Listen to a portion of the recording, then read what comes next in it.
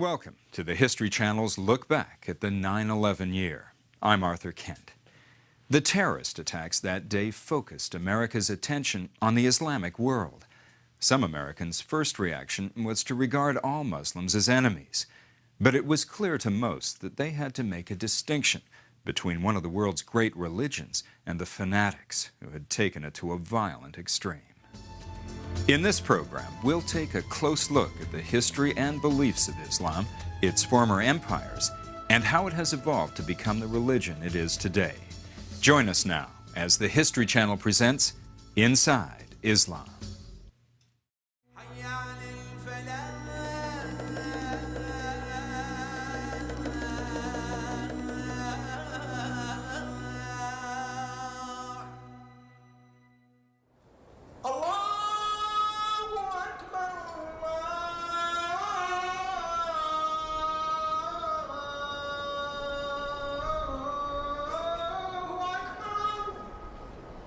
It is a sound heard around the world 5 times a day. A simple verse in Arabic, summoning the faithful to prayer, calling them to Islam. The word Islam means submission. Submission is considered the straight path to God. What this means is that our will, all human beings' wills, is subjugated to the will of God. That is what submission means. Accordingly, a Muslim is one who submits to God. Everything revolves around God.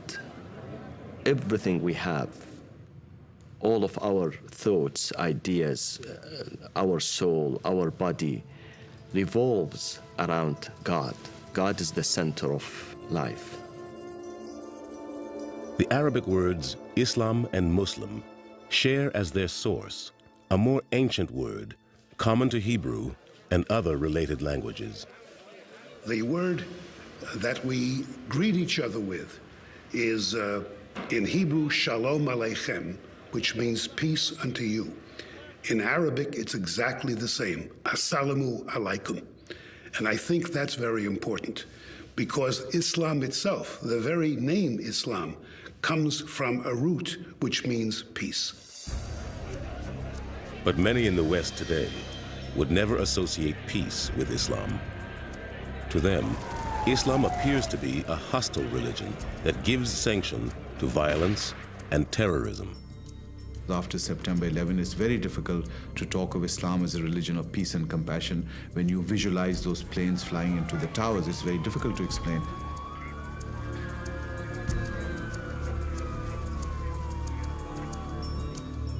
But recent events are not entirely to blame for this perception. It is rooted in 1,400 years of history. Really take a step back and look at the major world religions, the ones that have stood the test of time. Islam is the only tradition that has really ever threatened the existence of Christianity. Since its beginnings in the 7th century, Islam has spread to every corner of the globe. Although Westerners tend to think of it as a religion of the Middle East, most of its adherents live half a world away.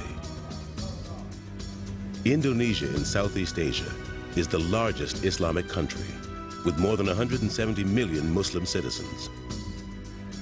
By contrast, only about 7 million Muslims live and practice their religion in the United States, but that number is growing. There are over 1,000 mosques in the United States now, and so Islam is not just a world religion that's out there somewhere, but it's very much a real presence here in the United States as well. Like most major religions, Islam is composed of different sects or orders that have evolved over the centuries from the original Orthodox tradition. The two largest are Sunni Islam and Shia Islam. The Sunni make up 85% of the world's Muslim population, while the Shia represent about 10%. There are many smaller sects, as well as methods of practice. The mystical Sufis seek a state of purification, allowing them to focus solely on God. One Sufi order, the dervishes, spin to attain a state of ecstasy they say brings them closer to God. Though Islam may seem very different, it actually shares a majority of beliefs with the world's other two great monotheistic faiths, Judaism and Christianity. Most important is a common faith in the same God. The word, the God in Arabic is Allah. So any person who speaks Arabic, whether Jew or Christian or Muslim, will say Allah for God. Islam itself regards all three religions as part of a single tradition. Judaism came first, Christianity came, and then Islam came. And then it's just a continuation and a completion of the same message that God has been trying to send to all people throughout time. The Quran, the holy text of Islam, specifically refers to Jews and Christians as fellow people of the book, that book being the Holy Bible. The Quran retells and expands upon many of the stories of the Bible, going back to the creation. The truth that unites us together at the first level is that we all come from the same family, Adam and Eve.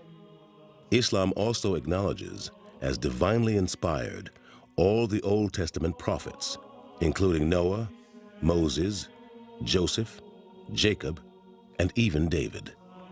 Americans, most of the time, do not realize how close Islam is in its fundamental concepts to Christianity and Judaism. Most Americans don't realize, for example, that Muslims consider Jesus to be one of the divinely inspired prophets. Jesus is very, very highly venerated in the Quran. He's mentioned by name 93 times in the Quran, but not as divine. And this is a place where, of course, Christians and Muslims clearly separate. It's a very major issue. As Muslims, we don't believe that Jesus is the Son of God. We do believe that he was born of a virgin and of Mary. However, we don't believe that he himself is God or that he's a son of God. The story of Jesus in the Quran expands upon his life, adding detail where the Christian Gospels are mute, such as his defense of his mother Mary before the townspeople of Nazareth. The moment they started suspecting about the Virgin Mary, Allah says to Mary, you don't speak to them. You point to your son and let this small baby speak and defend you, and defend the integrity and the chastity of his mother. And that's what he did. This miracle is not mentioned in the Bible. The Quran also differs radically from Christian belief in the death and resurrection of Jesus. Jesus was so special that when his enemies came to crucify him, God lifted Jesus to heaven, and so Jesus was never crucified. Behold, Allah said, O Jesus, I will take thee, and raise thee to myself, and clear thee of the falsehoods of those who blaspheme. It is in the chronicle of Abraham in the book of Genesis that we find the roots of Islam in the Bible. Abraham is a highly revered figure in Islam. At every prayer, a Muslim prays for Abraham and his descendants. Judaism, Christianity, and Islam all claim a common patriarch in the figure of Abraham, this figure who is depicted in the book of Genesis as a kind of monotheist who breaks away, who is called by God and moves towards the promised land. According to the Bible, God told Abraham that he would make his covenant with Abraham's son Isaac, born of his wife Sarah. Isaac would become the father of the Hebrew tribes of Israel. But Abraham had another son, his firstborn. In the biblical story, Abraham first has a son via the handmaiden of Sarah, Hagar, and the son Ishmael. Sarah is jealous and doesn't like this, and they're ultimately cast out. Sent away by Abraham, Hagar took Ishmael into the wilderness. When their water ran out, the Bible says she abandoned the child to avoid seeing him die of thirst. But God heard the cries of the child and caused a spring to bubble forth so that they could drink. God then told Hagar not to fear for her son Ishmael. Arise, lift up the lad, and hold him fast, for I will make him a great nation. The Arabs understand that Ismail is the legitimate son of Abraham. And so they trace their lineage back to him through Ismail, whereas the Jewish people and the Christian tradition focus on the continuing lineage of the family of Abraham through Isaac as the heir of the promise. Muslims believe Ishmael helped Abraham build a temple at the site of the sacred well, a simple stone edifice called the Kaaba. Abraham then prayed to make it a place of pilgrimage for everyone who believed in the one all-powerful God. A great city grew around the Kaaba, a city known as Mecca. The Temple of Abraham became a sacred stop in the desert for travelers and merchants. Many of the Arab tribes in Mecca prospered from the trade that passed through their city. These tribes formed the foundation of Arabian society. The tribe was the place where an ancient Arabian felt at ease. He felt that this was where his identity lay. He felt that this was where his glory and history resided. One such tribe, the Quraysh, enriched themselves by providing food and water to the many pilgrims who came to worship at the Kaaba. Over the centuries, however, the Arabic tribes forgot the faith of Abraham and his one God, and the Quraysh became the gatekeepers to a temple for idol worshippers. In the year 570 AD, however, a child would be born to the Quraysh who would cleanse that temple. Like Jesus and the Old Testament prophets before him, he would sweep away the idols, preaching a return to the faith in one God.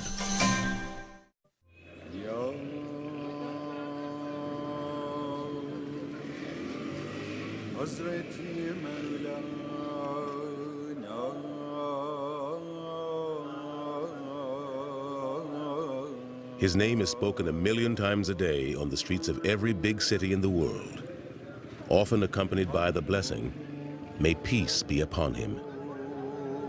Who was this enigmatic man they call the Prophet of Islam? Muhammad is nothing but a man, a mortal man, meaning that he's not a divine man. No one knows what he looked like.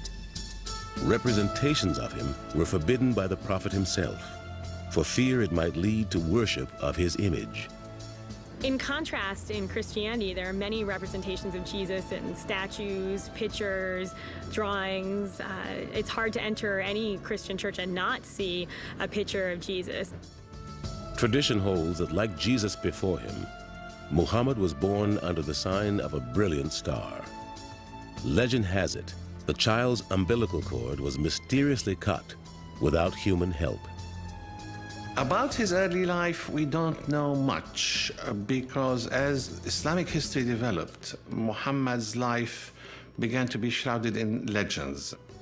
What is known is that Muhammad's father died before his birth, leaving the boy unprotected and vulnerable in a strongly patriarchal society.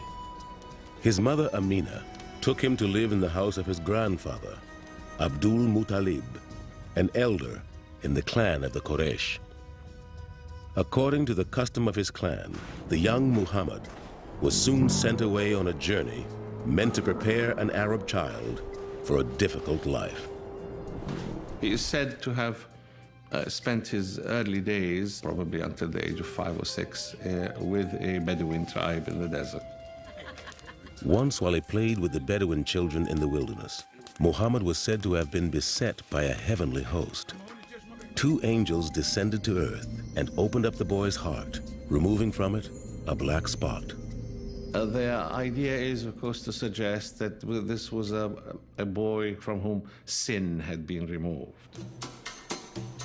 As he grew, Muhammad began traveling with his uncle to learn the profession of the caravan, a business vital to the Meccan tribes. Eventually, by the age of 20 or so, he joined the commercial activity of the city and became a caravaneer, or acting as an agent for various Meccan merchants. Known as Al-Amin, the trustworthy, Muhammad was frequently asked to lead the caravans of other merchants, including those of the wealthy widow Khadija. She recognized something special in Muhammad and soon offered to be his wife. He agreed, even though she was 15 years older. She was independently wealthy. She was a businesswoman. She exerted her autonomy in the relationship by being the one to ask. Muhammad and Khadija were blessed with 6 children, but only 4 girls are believed to have survived childhood. In this, their lives were not unlike any other Arab family of the 7th century. At the age of 30, Muhammad began to seek solitude in the hills around Mecca. In his 40th year, while meditating in a cave, he experienced visions, strong inward signs like the breaking of the light of dawn. These visions continued for 3 nights. Then, the angel Gabriel appeared to Muhammad and commanded him, Proclaim in the name of thy Lord and Cherisher, who created man out of a clot of congealed blood. Proclaim, and thy Lord is most bountiful. So began the revelations that would consume Muhammad for the next 23 years. But at first, he did not understand what was happening to him. You're an ordinary man. You do ordinary things. So when this thing happens to you, you're going to say, no way this is happening to me. Something must be wrong here. So the fact that he was surprised, overwhelmed, nervous, I mean, he came back trembling, I said, that makes absolute sense. He consulted both his wife, whom he respected hugely, and he also consulted a relative of hers, and both these people confirmed to him that indeed the manner of revelation was such that it was genuine rather than false. Because Muhammad was most likely illiterate, it is believed others helped in recording his revelations. The Quran was revealed orally to the Prophet Muhammad via the Archangel Gabriel, who was transmitting the Word of God. Then the Prophet repeated orally the revelation to his companions, and that revelation was then recorded, and that's how the Quran became written, directly from what the Prophet had stated.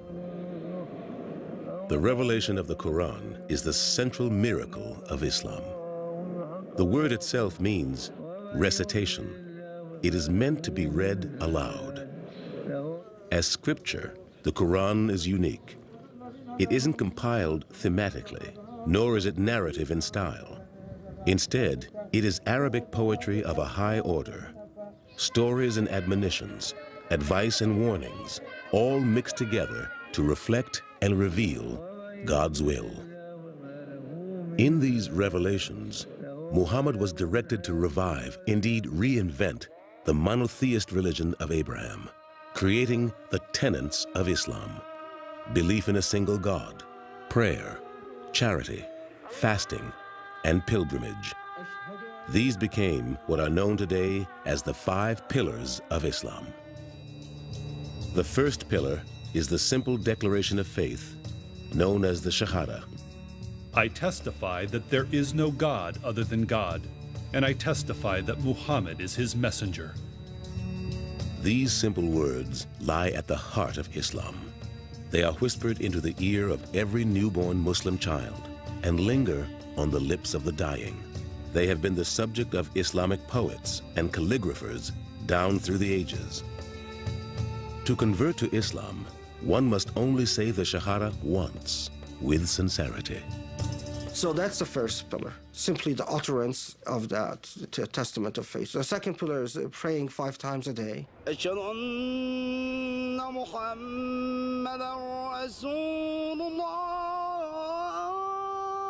Called the Salah, these ritual prayers are said while facing the city of Mecca.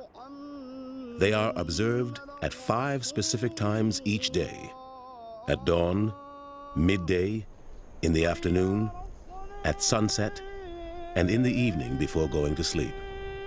It acts as a constant reminder, a constant engagement with the divine. For me, prayer is an act of checking out of my life, getting focused, and returning back to my life in a better and purer state. Cleansing, whether merely symbolic or a full ritual bath, is required to enter into a state of communion with God. The environment for prayer must be clean as well. A prayer rug keeps the faithful from contact with the unclean ground. The way that we begin our prayer is by throwing our hands up over our shoulders and saying Allahu Akbar, which is God is greater, meaning that God is more majestic and more powerful than anything that we know, and by throwing our cares away in some ways also. But no matter what country one prays in, the prayers themselves are always spoken in Arabic, believed to be the immutable word of God as revealed to Muhammad by the angel Gabriel. They have remained unchanged since first spoken in the 7th century AD. At that time, Muhammad's revelations and their message of a single true God offended many and soon began to divide the tribe of the Quraysh. It would bring civil war to the sands of Arabia. The Prophet Muhammad succeeded in building a new community in the Arab world, a community that was not based on clan or tribe, but on faith. Within 100 years, that community and that faith spread rapidly into an empire that dominated much of the world. It was the first triumphant age of Islam, and it would not be the last.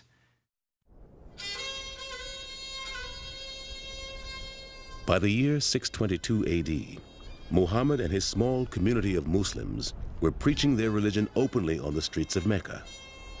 But their actions soon angered the idol worshippers and the tribal elders of the Quraysh.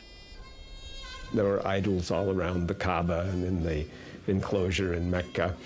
And they would have annual festivals also where people would come and they would have commerce there and trade and perform the pilgrimage, which was at that time connected with idol worship as well. As hosts of the Kaaba, the Quraysh were embarrassed by Muhammad's sermons against those pilgrims who brought their tribal gods to its altar. So the Quraysh began a campaign of social and economic persecution of Muhammad and his followers.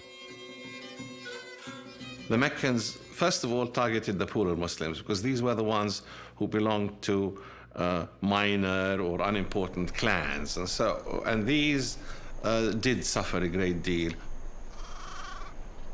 To make matters worse, Muhammad's uncle died, leaving him without a strong political ally in Mecca.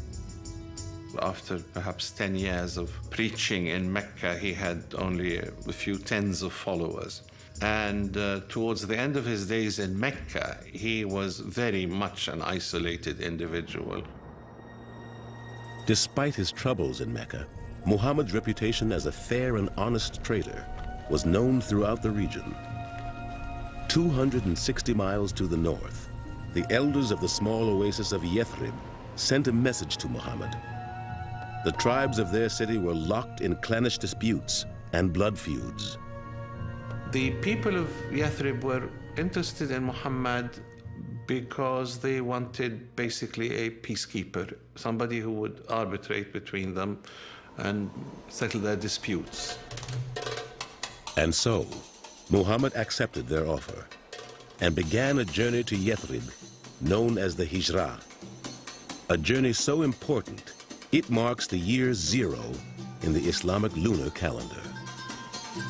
Hijrah gave them birth and life, resurrected them, and the Prophet moved from a hostile environment into a place where he could freely preach his message. In Yathrib, Muhammad set up the first planned community of Islam, called the Ummah, meaning community. He then set about making peace among the clans. So successful was Muhammad's leadership that the city soon changed its name from Yathrib to Medina, meaning City of the Prophet. But instead of peace, the Muslims of Medina soon faced open warfare. Enraged by Muslim gains, the Quraysh of Mecca responded by raising an enormous army to crush all those who worshipped Muhammad's God. The two sides faced each other at the Battle of Badr in 624. The Meccan army was more than twice as large, maybe 3 times as large as the Muslim force there. And even so, the Muslims completely triumphed over the Meccan army. But the conflicts continued over a period of 6 years. At one point, the Prophet himself was severely wounded. But finally, in 630 AD, the Muslims surrounded Mecca and forced its surrender. Muhammad at last returned to the city of his birth, heading an army of 10,000 men. Like the prophets of Judaism and Christianity before him, Muhammad's most important act was to cleanse Abraham's sacred temple of the idols that had ruled it for so long. He came up to an icon of the Virgin and Child, and he covered it with his cloak, and he said, "Wash everything else, but keep this in place." Muhammad then turned to the Meccans, who had made war against him. But instead of punishing them, he offered them their freedom on the condition they cease fighting. Not only did they lay down their arms, but Muhammad's gesture inspired many Meccans to embrace Islam. The next year, 631 AD, was called the Year of the Ambassadors for the many delegations from Arab tribes who came to pay tribute to the Prophet and to convert to Islam. 1 year later, on June 8th, 632, Muhammad died of fever. He was 62. At that time, Muslims controlled the entire Arabian Peninsula. Within 15 years or so, the Muslims have acquired an empire. They became the superpower of the time. There was a kind of a roller coaster of conquests. Within a century, the Empire of Islam encompassed an area larger than that of Rome at its peak. It was ruled by the first royal dynasty of Islam, the Umayyads. The Umayyads were a family of Meccan nobles before Islam who also became Muslims and became the rulers or caliphs or khalifas in Arabic after 661 until 750. And they presided over the Muslim state, its largest territorial extent from Morocco and Spain in the west to China and India in the east.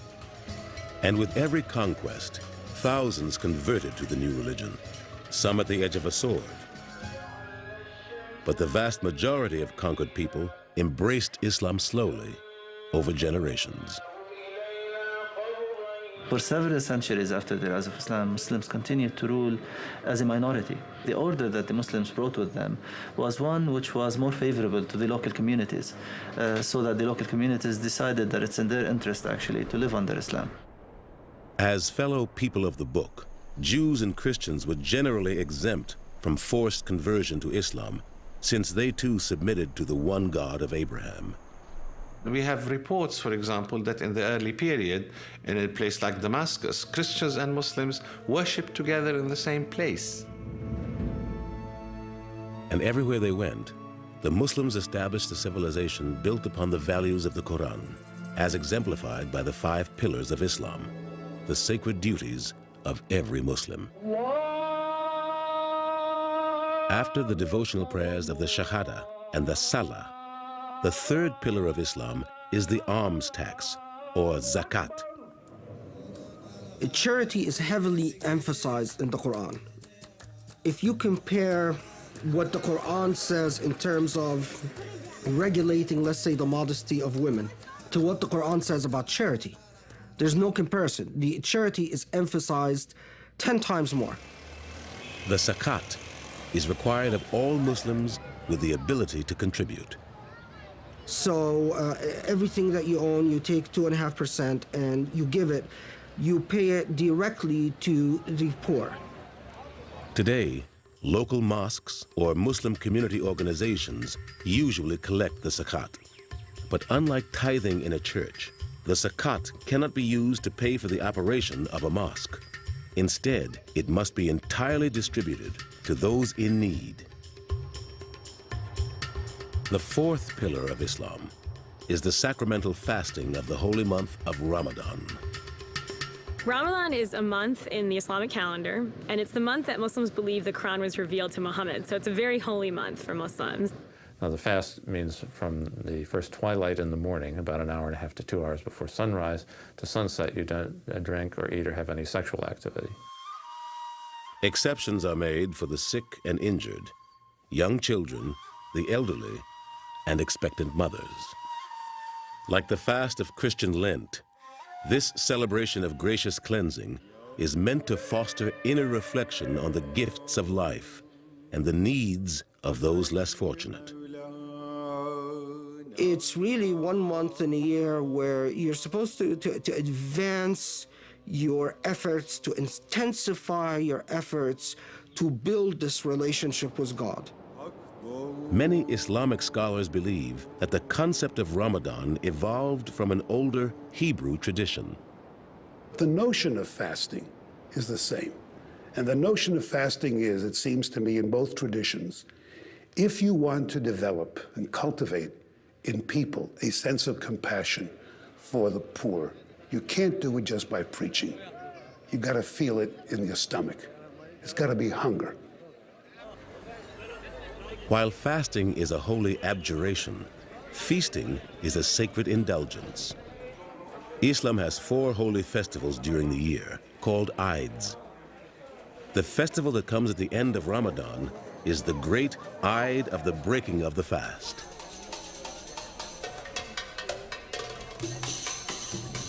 Another holy festival celebrated only by the Shia falls during the month of Muharram in the Islamic lunar calendar.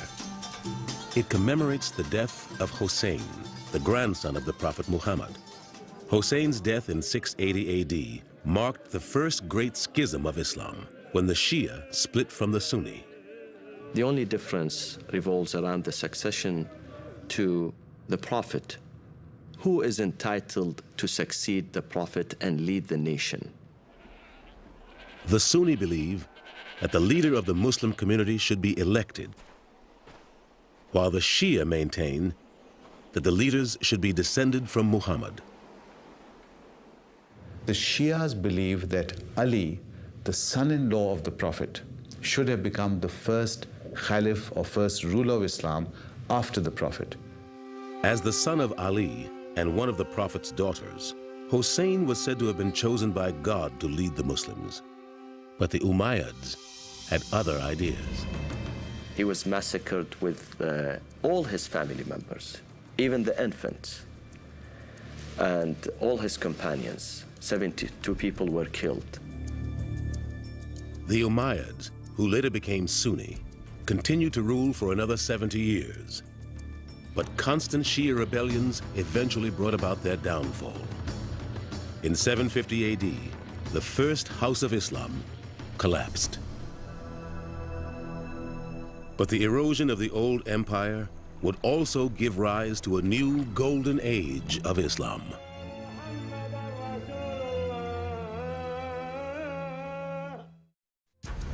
Iraq. Today, an Islamic nation at odds with the world. Its capital city of Baghdad, the scene of night bombing attacks during the Gulf War in 1991. But it was here in the 8th century that Islam gave birth to a golden age of learning. It started with the rise of the second great dynasty of Islam, the Abbasids, a family descended from the uncle of the Prophet Muhammad, Abbas. At the center of their empire, the Abbasids built a city that became legendary for its beauty, Baghdad. Baghdad was built as a cosmopolitan city which would serve both as the capital of the empire, and it was a vast empire stretching from Central Asia to the Atlantic, but also this site would serve as the cultural center. The Abbasids brought to Baghdad treasures recently acquired in Islam's rapid expansion. Scrolls from the libraries of Alexandria and Pergamum, and texts by the ancient Greeks, Romans, and Persians, which they translated into Arabic. From the Persian side, a lot of wisdom literature and a lot of political literature, the conduct of kings and so on and so forth. From the Greek side, what mostly interested them was philosophy and natural science. While Christian Europe was mired in the Dark Ages, Baghdad flowered as the center of Islamic culture. Poetry and calligraphy, architecture and engineering, science and philosophy. Many disciplines flourished, and some new ones were invented. At the same time that the translation started, there were actual works which were composed, original scientific works which were composed, such as, for example, the famous work on algebra, the invention of the field of algebra. In this courtly climate, Arab mathematicians developed concepts of decimal fractions, exponents, calculus, and trigonometry. Even today, the number system used by the entire world is Arabic. But it was in the study and practice of medicine that Islam truly achieved distinction. While Christians in Europe were using exorcism and bloodletting to treat the sick, clean hospitals in the Muslim world were practicing advanced surgical techniques, orthopedics, and even treating mental illness. However, by the end of the 11th century, the Islamic East and Christian West were on a collision course. The actual Crusades were an attempt to colonize the Middle East by Western Europeans. It began when the Seljuk Turks took Anatolia, cutting off the overland routes used by European pilgrims to visit Christian shrines in the Holy Land. The Catholic Church was quick to respond. Pope Urban II in 1095 preached the First Crusade, and that was because Jerusalem, he said, was held by the infidels. Well, Jerusalem had been held by the Muslims for hundreds of years, and there had never been that thought before. Jerusalem, city of Christ's crucifixion, and the site of the great temple of the Jews. But it is also the third holiest city in Islam after Mecca and Medina. In Islamic tradition, Muhammad, during one of his revelations, was spirited from Mecca to Jerusalem on the creature called Burak. Where the Dome of the Rock now stands, Muhammad ascended to heaven. Other than the revelation of the Quran, it is the only miracle claimed by Muhammad. He was given at that point the kind of beatific vision where he saw everything that had happened in the past and everything that was going to happen in the future. And during this, he encounters Jesus and Moses, and so all of that links him again to Jerusalem, to the biblical tradition. And of course, when he returned to Mecca, it was as if no time had passed. But in the year 1099, Christian crusaders finally breached the walls of Jerusalem. That night, 30,000 Muslim defenders of the city were slaughtered, causing the streets to run red with blood. For 200 years, the lands of Islam faced 6 major incursions by European knights. But Islam's greatest threat did not come from the Christian crusaders of the West. It came from the Mongolian horsemen of the East. In 1258, the armies of the warlord Hulagu, grandson of Genghis Khan, swept down out of the Russian steppe to plunder the city of Baghdad. The destruction was unlike anything the Muslims had ever seen before. Leaving cities like Aleppo and Damascus in flames, the Mongols marched on to the shores of Palestine, where in 1260, a Muslim army from Egypt finally stopped them. That was the high water mark of the Mongols as far as their advance toward the west. But their kingdom remained in Iran for some generations, and then some 40 years later, the Khan became a Muslim. Still, the newly converted Mongols continued their conquests, taking Islam with them into Afghanistan, China, and India. Soon, the holy city of Mecca was crowded with Mongols and Turks, Uzbeks and Afghans, Mamluks and Moors, all on the sacred pilgrimage said to have been begun by Abraham. It is the last of the 5 pillars of Islam, the journey to Mecca, known as the Hajj. Hajj is an experience which is very unique. It's a journey to God. You are journeying to God, going to His house. The trip is required of all Muslims at least once in their lifetime. That is, if they are physically and financially able to go. The Hajj, for me, was a big spiritual lift. I experienced something that made me more aware of the serious life that I had accepted, the life to be a Muslim. 2 forms of the pilgrimage exist. The Umrah is the lesser pilgrimage, taken alone or in small groups at any time of the year. The greater pilgrimage, the Hajj, always begins on the 8th day of Dhul Hijjah, the 12th month of the Islamic lunar calendar. Nearly 2 million Muslims take part.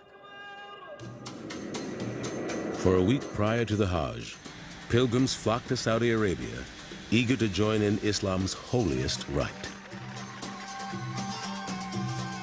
We go on the Hajj, we reach a certain place, the Miqat, outside of Mecca, where you then have to put on the garb of a person who's on Hajj, which consists of 2 unsewn garments called the ihram. Ihram from haram, that which is sacred. It's the shroud that you wear when you're buried. And the symbolism is, now from this point on, you're dead to the world and you're devoting yourself to God. There's no barriers. When you're at Hajj, there's like no barriers. You can't tell the difference between who does what for a living, who's rich, who's poor, who drives a Mercedes, who drives a Toyota, whatever. That's the beautiful thing about it. Upon arrival in Mecca, a ritual cleansing called an ablution prepares the faithful for the first station along the pilgrimage path, the Kaaba.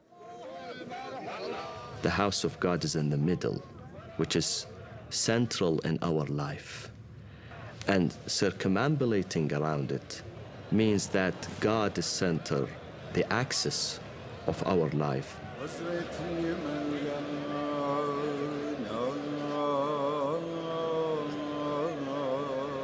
Said to have been built more than 4,000 years ago by Abraham himself, the Kaaba, which actually means cube in Arabic, has been rebuilt many times over the centuries. The Kaaba is always kept draped in a black cloth called the kiswa. Replaced every year, it is embroidered by hand in gold thread with verses of the Quran. And then we march between 2 small mountains, Safa and Marwa, reiterating what Hagar, the wife of Abraham, did when she was searching for water for her son, Ishmael. Today, the entire length of this ancient path is protected under one roof and fully air-conditioned. This march between 2 mountains 7 times back and forth represents our struggle in life. The next morning, 2 million pilgrims descend upon the otherwise desolate plain of Arafat, 7 miles outside the city of Mecca. Here, the Muslims spend the entire day and much of the next night in quiet prayer and meditation, confessing their sins to God. We stay 1 whole day in the desert with nothing with us. Just like the day we were born, we had nothing. We leave everything behind men, women, black, white, red, all sorts of languages. Imagine 2 million people.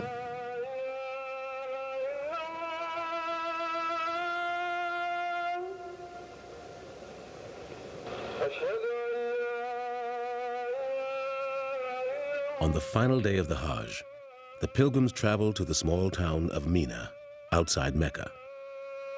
Here they stopped to throw 7 tiny stones at a granite pillar. Based on a tradition established by the Prophet Muhammad, it symbolizes the stoning of the devil and the rejection of sin. If someone performs the pilgrimage sincerely and correctly, then their sins are forgiven for what they did before, and that is considered a repentance that God hopefully will accept. Before departure, a last prayer service is said around the holy Kaaba. So sacred, it is the object every Muslim must face while praying, no matter where in the world they may be.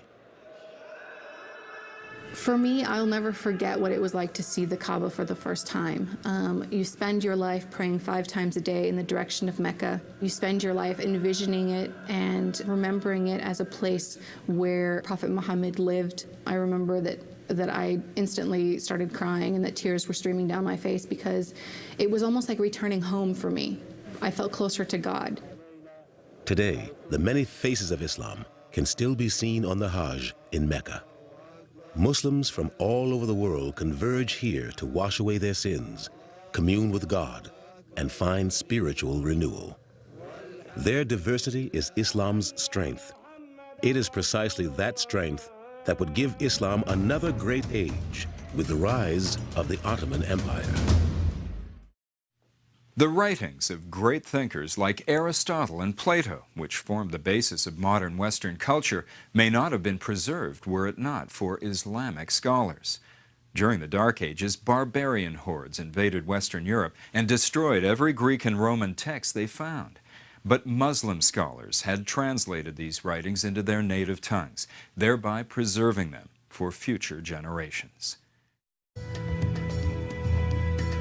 Like Judaism and Christianity, Islam is a religion born in the arid lands of the Middle East. Yet, at least one Islamic society came of age in Western Europe. In the year 711, 7,000 Muslims from North Africa landed on the southern tip of the Iberian Peninsula. They named the massive rock they found there after their leader, calling it Tariq's Mountain, Jubal Tariq in Arabic, Gibraltar in Spanish. It was here in Spain that Islam gave shape to a truly remarkable civilization. A civilization is judged by its libraries, by its public baths, by its open debate, by the interaction of cultures and freedom and tolerance. And here we had exactly these things 1,000 years ago in Spain.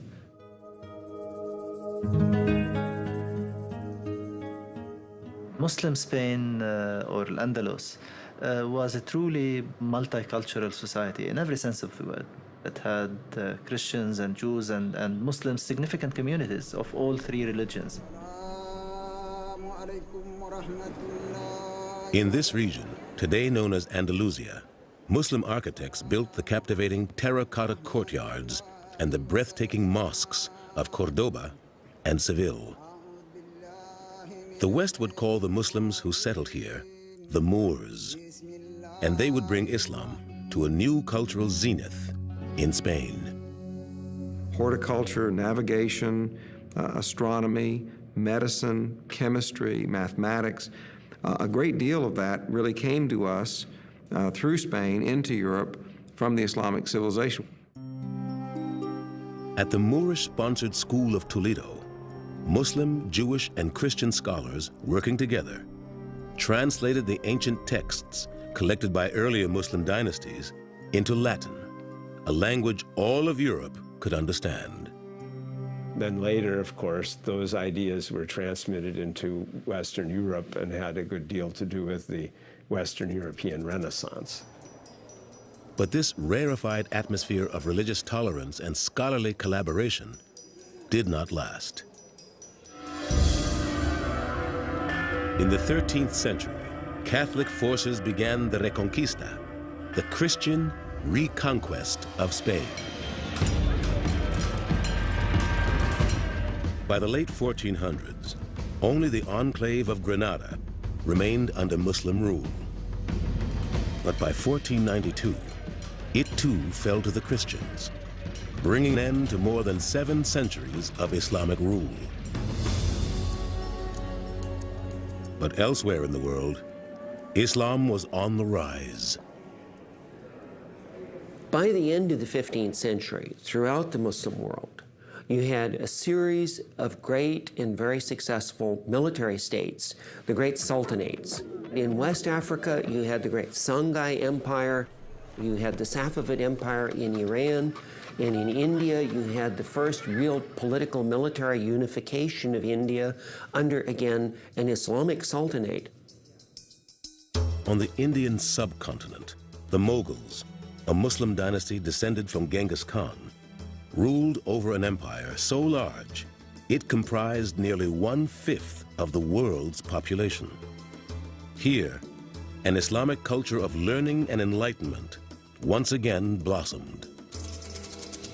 It was a time when India, in a sense, reached a new peak of glory. You had an incredible flourishing of art, of architecture, of literature, of prosperity. And it culminated in the period of Shah Jahan, who created the Taj Mahal, one of the most beautiful buildings in the world. But it was the rise of another Islamic sultanate that would prove a direct threat to the West. In 1453, Constantinople, the capital of the Christian Byzantine Empire, fell to Muslim troops. After more than 1,000 years of Christian rule, the Turkish Ottomans transformed the ancient Greek city into the capital of their ever-expanding Islamic empire. They renamed it Istanbul, meaning Islam in abundance. At the top of the Ottoman bureaucratic pyramid was the Sultan, an Arabic title meaning ruler. Sultans were military commanders whose mission was to protect Islamic society. The sultans lived in the opulent palace of Topkapi, designed to reflect the grandeur of the Ottoman court.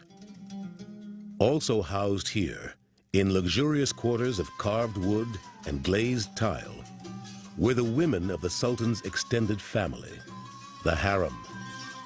The term comes from the Arabic word haram, meaning forbidden.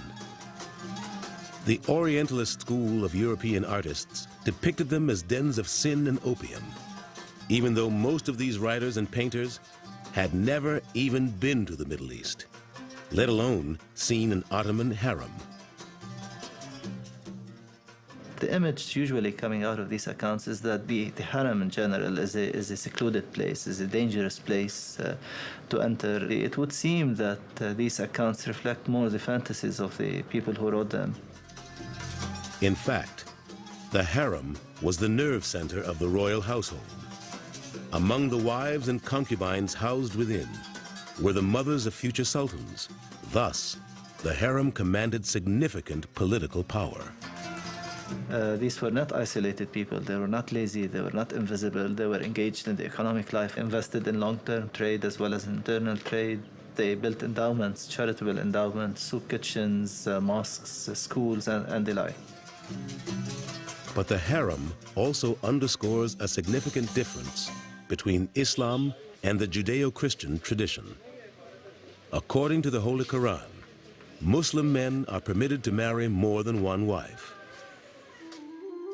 Marry women of your choice, 2 or 3 or 4. Even so, permission is only granted on the condition that all wives are treated fairly and equally, so that there is no favoritism. But if ye fear that ye shall not be able to deal justly with them, then only one. That will be more suitable to prevent you from doing injustice. And yet, many Muslim men historically have interpreted it almost as an injunction to go out and marry more than one.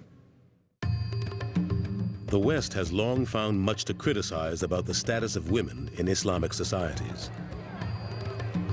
Although laws vary from country to country, within the pages of the Quran at least, a woman's rights are clearly defined. The Quran intended to eradicate many negative practices and attitudes towards women, and did so in explicit terms. The Quran actually granted women the right to own property, to receive an inheritance, and to have a choice in their own marriage and divorce. The Quran also granted women the right to vote, 1,300 years before Western societies even considered it. I think it's very interesting that a lot of feminists overlook the fact that, in this country in particular, women only got the right to vote in the last 100 years. Still, in some areas of the Islamic world, many women live harshly restricted lives. To the average Westerner, the traditional head covering worn by Muslim women, the hijab, has become a symbol of oppression. I remember particularly walking down the street, and a woman was looking very intently at me, staring very intently. And she came up and she walked directly up to me and she put her hand on my shoulder and she said, "Honey, you're in America now. You don't have to wear that here." To me, the hijab is just 45 inches of material. It's ironic that it has become such a pivotal issue of concern, both within the Muslim community and for non-Muslims. The covering of one's head is an aspect of several major religions. Today, many Christians and Jews continue to honor this ancient symbol of humility before God. Likewise, some Muslim women choose to wear the hijab only during prayer and other religious occasions. I don't wear the hijab. I decided not to wear it. I think modesty is something that comes from the inside out. It's not just about one scarf, one piece of cloth. That doesn't make you a good Muslim. To read it literally, the Quran requires modesty of both women and men. But the specific choice of covering, from the total concealment of the Afghan burqa to the slightly more revealing chador of Iran, reflect cultural preferences, not the edicts of Allah.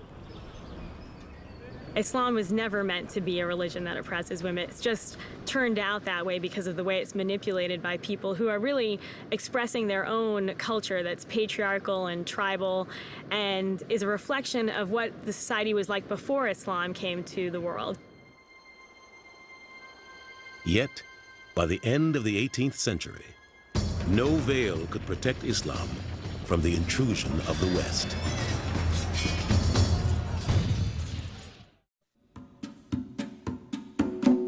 In the 16th century, under Sultan Suleiman the Magnificent, the Ottoman armies became a threat to Western Europe when they conquered the Balkans and much of the Crimea. The Ottomans laid siege to Vienna, capital of the Austro-Hungarian Empire, in 1529, and again in 1683. But this was the farthest into Europe that the Islamic Empire would ever reach. By the 18th century, the Ottomans could no longer keep pace with the emerging Western European powers. The question of why that change took place is one that is embedded, I think, in the broader developments of world history. That the real difference in the 18th century is the coming of the Industrial Revolution. The Ottomans' once brilliant bureaucracy became bloated and corrupt. Their powerful sultans reduced to political weaklings. The great Ottoman Empire was beginning to crumble. In the early summer of 1798, a fearless young French general named Napoleon Bonaparte and his invasion force stepped ashore at Alexandria on the Mediterranean coast of Egypt. A few weeks later, in the Battle of the Pyramids, Napoleon easily defeated a larger Egyptian army and captured the city of Cairo. Over the next century, France and England took advantage of weakening governments throughout the Middle East.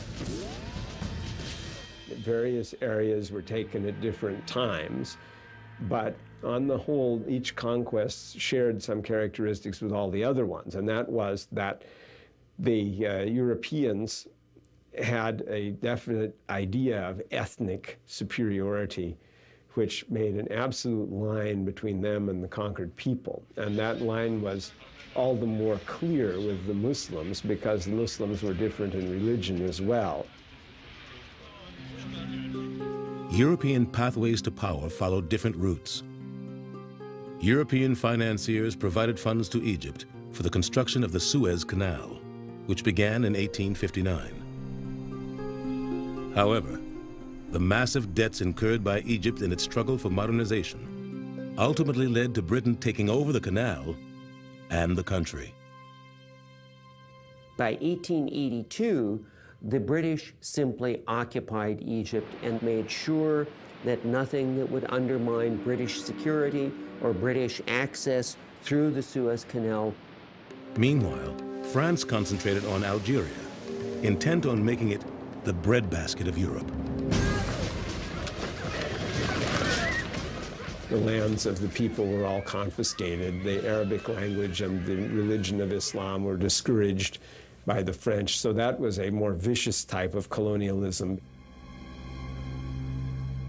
But it was World War I that caused many Islamic nations to come under direct foreign rule.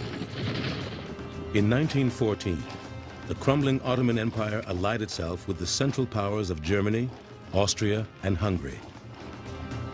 Upon their defeat in 1918, the remaining Ottoman territories became spoils of war, to be divided up among the winners. Britain obtained control of Egypt, Palestine, and Arabia. France took Lebanon, Syria, Morocco, and Tunisia, in addition to its already established colony of Algeria. What this does is that effectively it deconstructs and dismantles the system of authority that Islam had developed over 1,200 years. Under the colonial yoke, unrest was brewing, fueled by disgruntled Muslim writers and scholars. Ultimately, their goal would be to drive out the West and to establish their own governments based on traditional Islamic principles. One of the most effective of these opposition groups was the Muslim Brotherhood. The Muslim Brotherhood is an organization which was founded in 1928 by Hassan al-Banna in Egypt, which originally was meant to regenerate Islam in that country. But later on, it became a significant and revolutionary political movement. The Muslim Brotherhood was an important part of the revolutionary efforts that ultimately led to Britain's withdrawal from Egypt in the 1950s. Elsewhere, after World War II, other colonies found their own routes to independence. Some peaceful, others bloody. Yet some of these fledgling nations didn't return to traditional Islamic ideals. Instead, many new states fell under power-hungry secular and authoritarian governments, often corrupt reflections of the Western colonialism from which they won their freedom. Most people in the West forget that one of the most important heritages of imperialism throughout the world, and in particular in the Middle East, is that imperialism brought to the Middle East real ideas and skills in having central authoritarian governments. The groups resisting these new forms of rule became known as Islamists, whose message is reflected in the words of Sayyid Qutb, leader of the Muslim Brotherhood. It is necessary to revive that Muslim community, which is buried under the debris of the man-made traditions of several generations, and which is crushed under the weight of those false laws and customs which are not even remotely related to the Islamic teachings.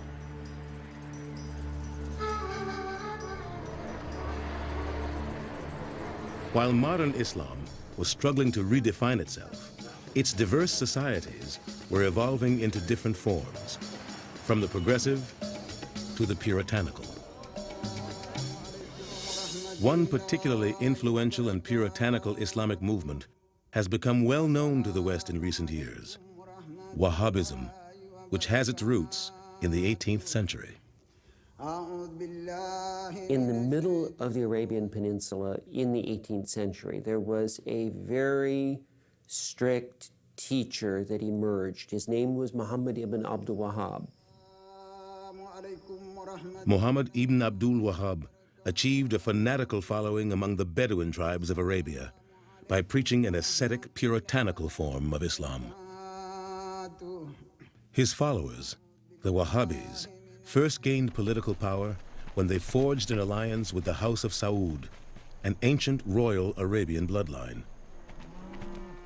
You had a tribal chieftain, Muhammad ibn Saud, and a puritanical teacher, Muhammad ibn Abdul Wahhab, creating then a system which is the foundation for the Saudi state that was created in the 18th century.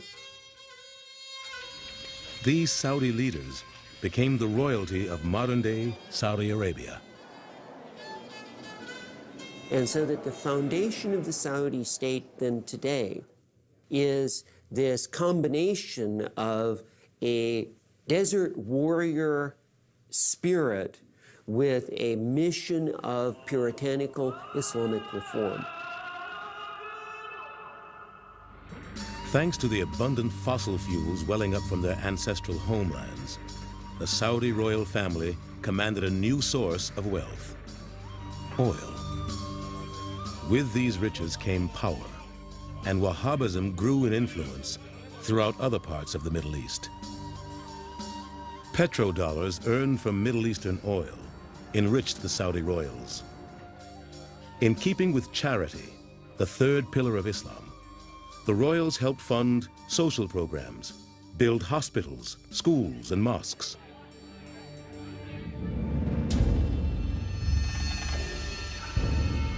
But some extremists have taken that wealth and put it to violent ends, attacking Western interests under the banner of jihad. Jihad. It is a concept so integral to Islam, many Muslims believe it constitutes a sixth pillar of the faith. But many Muslim scholars and practitioners decry the simplistic warlike interpretation of the term. The Arabic to English translation of jihad is struggle, and a sacred struggle or a holy struggle, but it is first and foremost an inner struggle. Growing up in America as a Muslim, I had friends who were dating, I had friends who were drinking, doing all kinds of things that weren't permissible in Islam. And for me, that was my jihad. That was my struggle to deal with those temptations and overcome them and say, you know, this is something that my religion doesn't allow. The greater jihad is to struggle against your base desires. The lesser jihad is to struggle against an enemy. It is a radical interpretation of this lesser definition of jihad, with which most of the world is now too tragically familiar. Over Muslim history, the term jihad has more often meant just war. So it is a kind of just warfare, and that, in the modern sense, is very often determined to be defensive war against external aggressors. Even so, the Quran places restrictions on those who would wage this type of warfare. Fight in the cause of Allah, those who fight you, but do not transgress limits, for Allah loveth not transgressors. In Muslim warfare, It's prohibited to kill women and children, to kill non-combatant civilians, for example. These things are all completely prohibited. Yet recent events have shown that for many thousands of Muslims, the end justifies the means in their definition of holy war.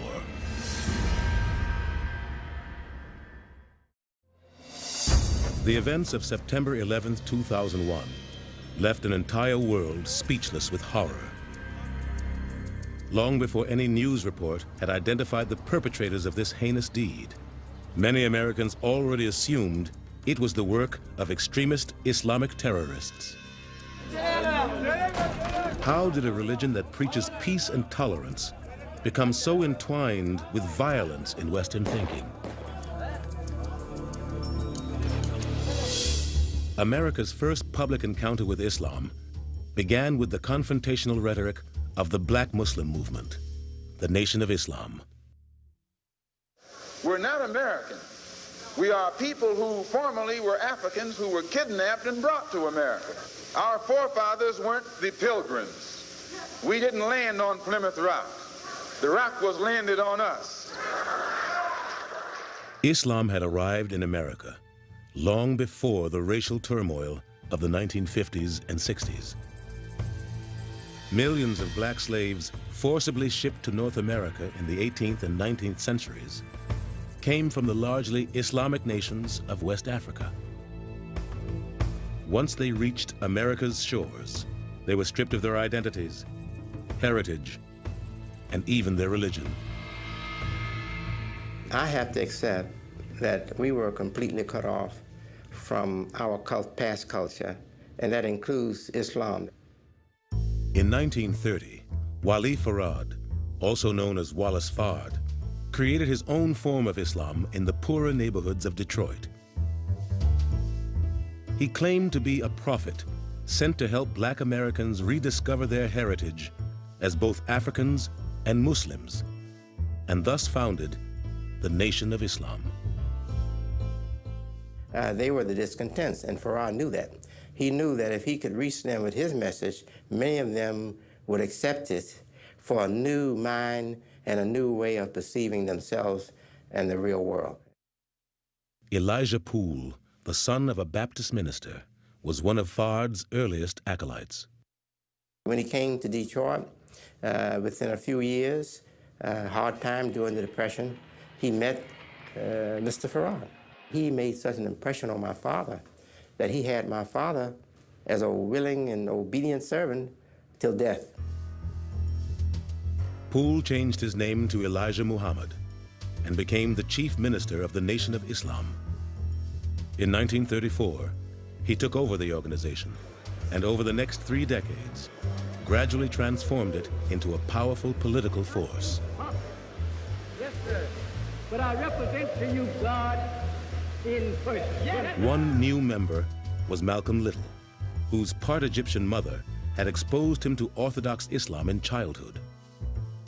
While an inmate at Norfolk State Prison in Massachusetts, Little became aware of Elijah Muhammad's movement. He was doing, I think, 11 or 14-year sentence when he heard my father. After joining the Nation of Islam in 1948, Malcolm Little adopted the last name of X as a rejection of what he termed his slave name. No, what was your name? Yes, sir. And why don't you now know what your name was then? Where did it go? Where did you lose it? Who took it? And how did he take it? After his release from prison in 1952, Malcolm X became the national spokesperson for the Nation of Islam, increasing membership and spreading Elijah Muhammad's word. But the ideology of the Nation of Islam cast the white man as the devil, a view not shared by Orthodox Islam, or even Malcolm X. Wrestling with his private beliefs and public role, Malcolm X was seen as a threat to the organization. In 1964, he was expelled. Not long after, he set off on what became his pivotal pilgrimage to Mecca. It was on the pilgrimage to Mecca that his eyes were really open. He looked around and he said, my goodness, you know, there are people with blonde hair and blue eyes, and people with very dark skin, and he saw that Islam was a religion of people of all races and all nationalities. And that really sort of gave the lie to some of what he was being taught by Elijah Muhammad.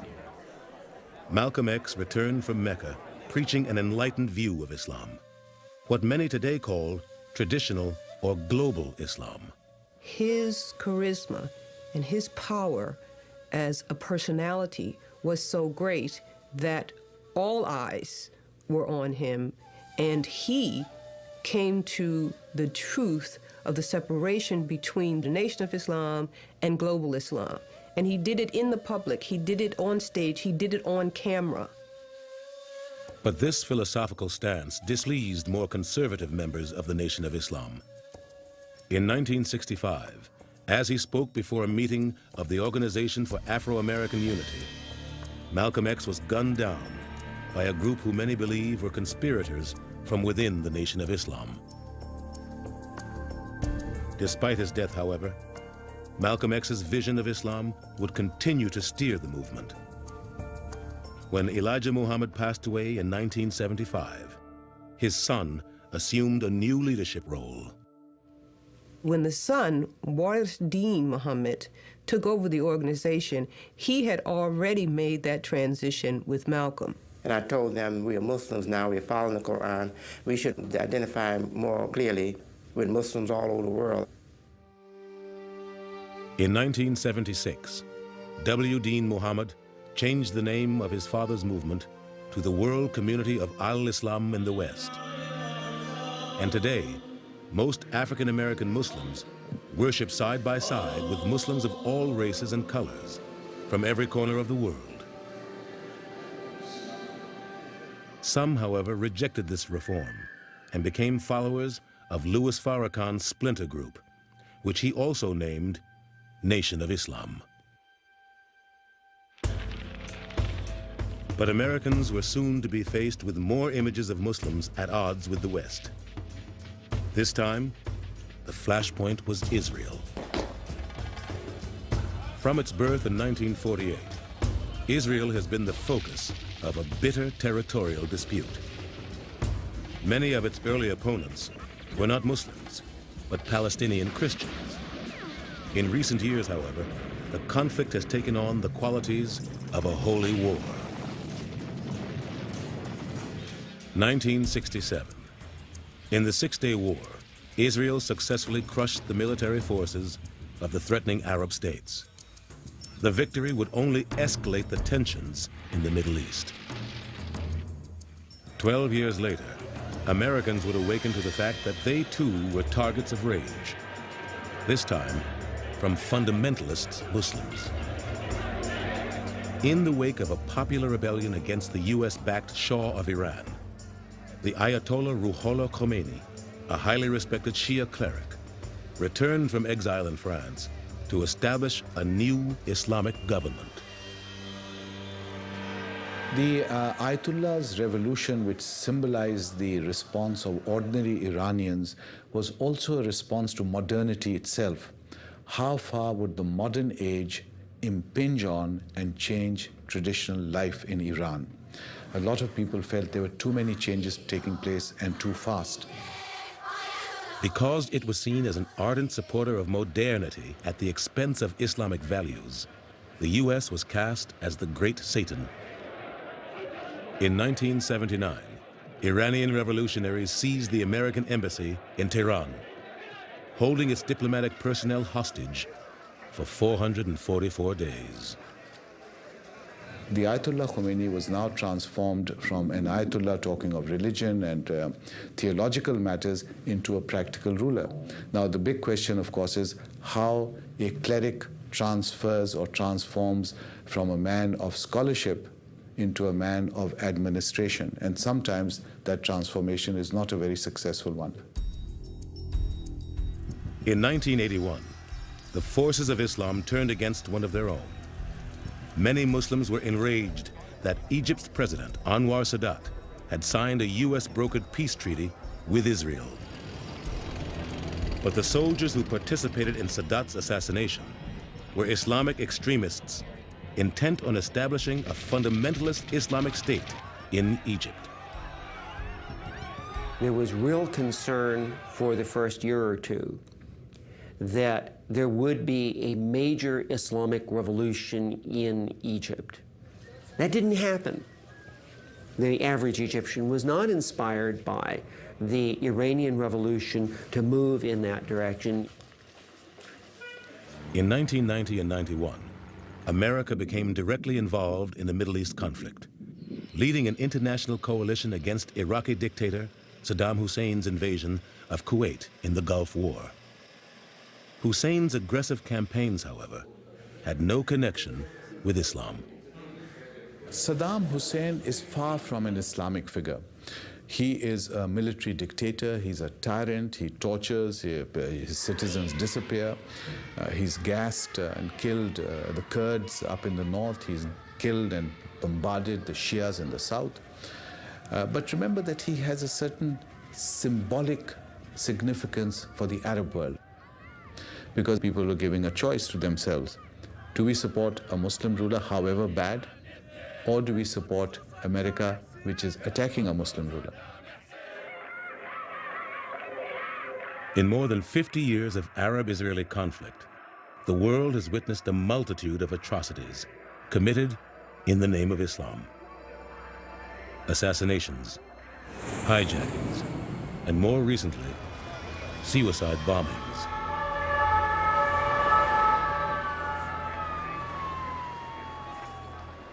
Now, of course, suicide in Islam is categorically forbidden to a Muslim.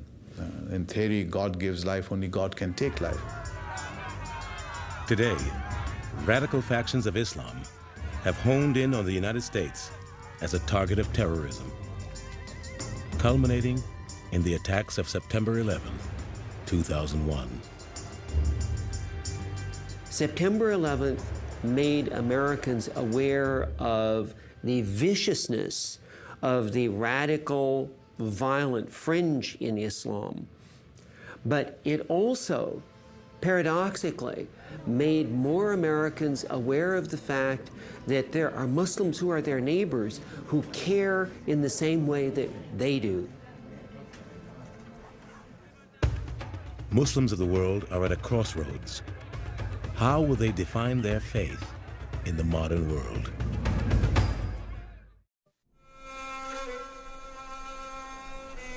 For all Muslims, it is said every new day is a challenge to live an exemplary life. For at the end of time, everyone must answer to God on the day of judgment. In fact, all Islamic teachings can be reduced to God, revelation, and judgment. And the idea of judgment is the motor vehicle which drives the Muslim life along, because the purpose of life is not just this life of the world, but is to attain peace in the afterlife. For those who do not walk the straight path to God, the depths of perdition have many layers. Hellfire is the place of punishment for the people who commit evil here and who do not repent. And there are various degrees, and that is not dissimilar really from medieval Christian teaching on this point. For those who submit to the will of God and seek repentance for their sins, a great reward awaits. Paradise would be a place where there would be no suffering, and that there's the reward of those who do good in the test of this life. But when Judgment Day arrives, Muslims believe they will not look on the face of God, because God has no form that humans can possibly comprehend. Allah is He who raised the heavens without any pillars, and it is He who spread out the earth and set thereon mountains standing firm, and flowing rivers, and fruit of every kind. Behold, verily in these things there are signs for those who understand. But until the Day of Judgment, Muslims must live in the physical world, with all its troubles, influences, and challenges. That, some Muslims feel, is becoming increasingly difficult, and some are responding with violence. Here we have a hijacker committing suicide, violating the Quran. taking the lives of people, violating the Quran twice over. And we have to ask ourselves, what is going on in the Muslim world?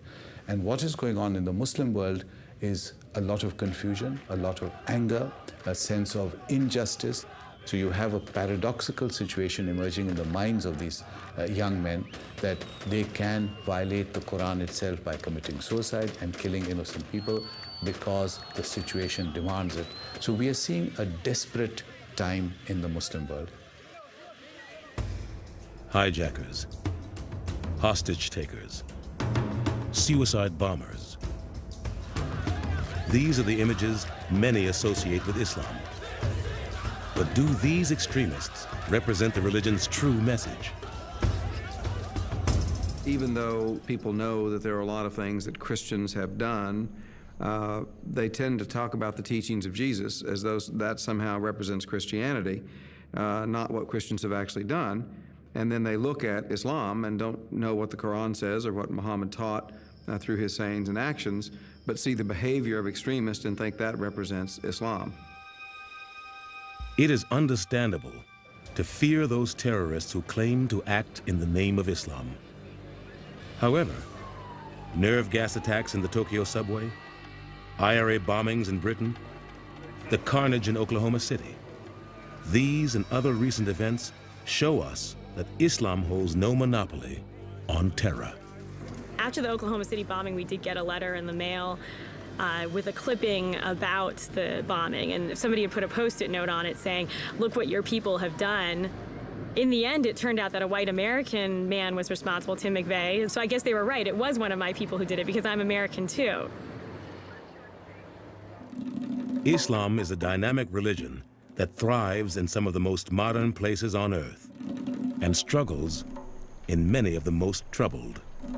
I feel that the saddest thing that has happened to Islam in the contemporary age is the Arab-Israeli conflict. Why? Because it has become, among so many people, impossible to attempt to talk about Islam, think about Islam, engage Islam without immediately thinking about this one bloody conflict that won't go away.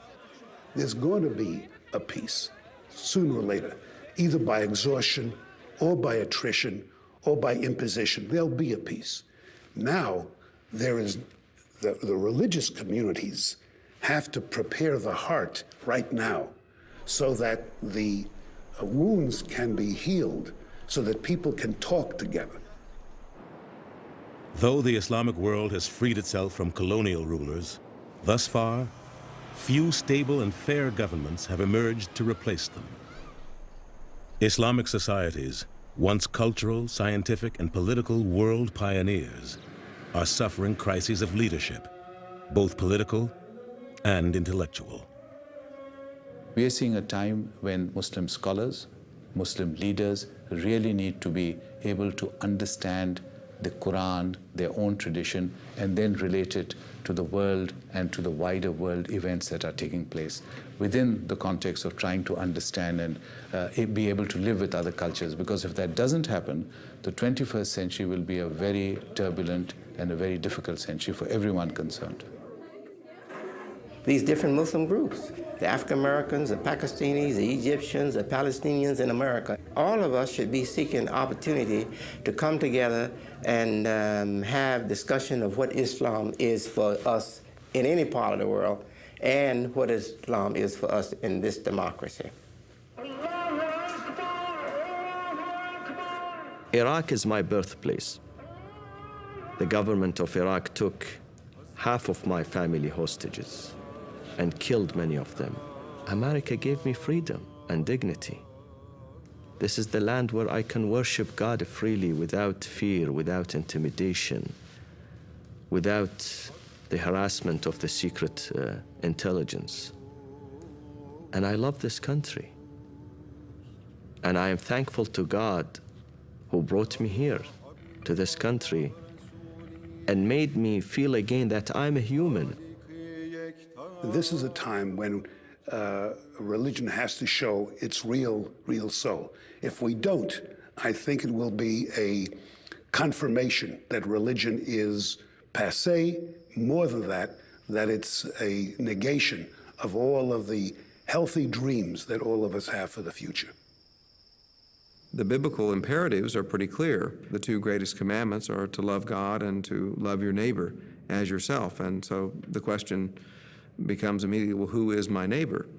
Well, surely Jesus wasn't saying only people who look like you and think like you and who worship exactly like you, but it's clearly a reference to other human beings. It is in everybody's interest that our worlds do not collide, but rather reinforce each other, because we all are hoping for the same thing. We all believe basically in the same things. And when we think we don't, it's only because we have looked at each other as stereotypes, not as human beings.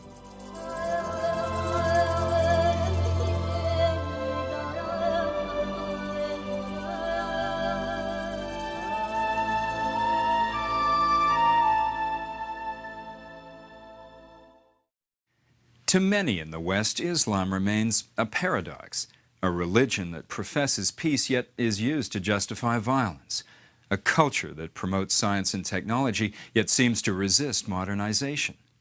Like Judaism, Christianity, and all the world's great faiths, Islam has many dimensions and has been interpreted in many different ways. And like other religions, it can turn violent, especially when defending its beliefs against what it sees as evildoers. Some are hopeful that Muslims, Christians, and Jews will be able to reestablish a peaceful coexistence, but others aren't so sure. As violence continues, suicide bombers get younger, and death tolls go on rising. Many Muslims themselves believe that if Islam is to continue to grow as a religion of the future, it will only be, inshallah, if God wills it so. For the History Channel, I'm Arthur Kent. Thanks for joining us. Our historic retrospective on the 9/11 year now continues with a report we first broadcast just days after the terrorist attacks on America. The History Channel's Josh Binswanger and guests discuss the origins of radical Islamic movements. That's coming up next. Please stay with us.